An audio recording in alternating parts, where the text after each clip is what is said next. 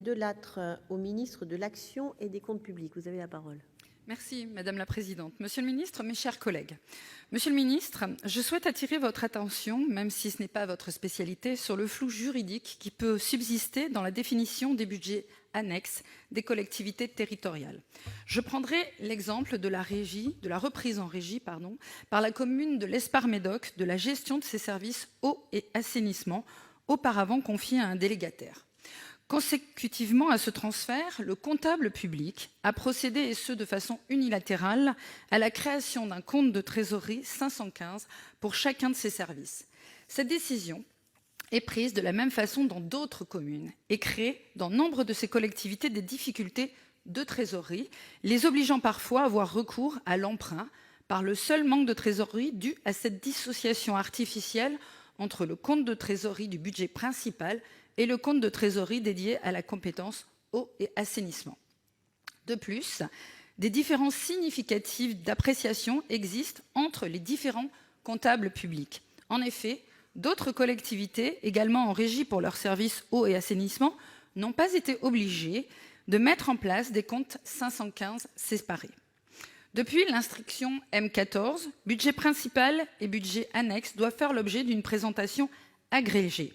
Selon la jurisprudence établie en Conseil d'État, en date du 25 février 1998, préfet de la Haute-Corse, il appert qu'un budget autonome ne signifie pas qu'il s'agit d'un budget juridiquement distinct de celui de la collectivité, en ce sens qu'il doit impérativement être annexé à ce dernier, que toute suspension du budget principal entraîne l'impossibilité d'effectuer une quelconque opération d'exécution ou de modification du budget annexe.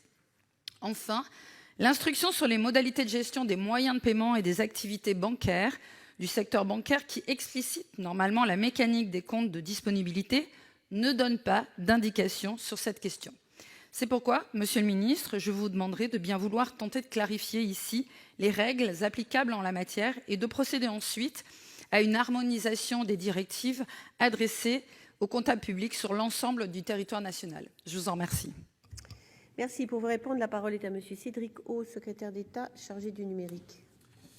Merci Madame la Présidente, Mesdames et Messieurs les sénateurs, Madame la Sénatrice. Les articles L1412-1 et L1412-2 du Code général des collectivités territoriales disposent que les services publics peuvent faire l'objet d'une individualisation au sein d'un budget annexe.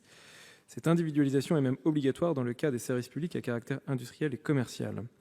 L'article L2224-11 du CGCT prévoit par ailleurs que les services publics d'eau et d'assainissement sont financièrement gérés comme des services à caractère industriel et commercial. Il résulte de ces principes, comme le prévoit une circulaire du 10 juin 2016, qu'un SPIC en gestion directe prend obligatoirement la forme d'une régie dotée de l'autonomie financière avec un compte de trésorerie dédié. La seule exception concerne les régies simples ou directes créées avant le 28 décembre 1926. Il demeure alors une tolérance pour un rattachement au budget principal par un compte de liaison. Cette individualisation budgétaire s'explique par le principe d'équilibre financier qui s'applique au budget des SPIC en vertu des articles L2224-1 et L2224-2 du CGCT, et par le principe de proportionnalité de la redevance perçue auprès des usagers par rapport au coût du service. Le budget du SPIC doit ainsi retracer l'intégralité des dépenses et des recettes de l'activité afin de dégager le coût réel du service et, par voie de conséquence, déterminer le montant de la redevance due par les usagers.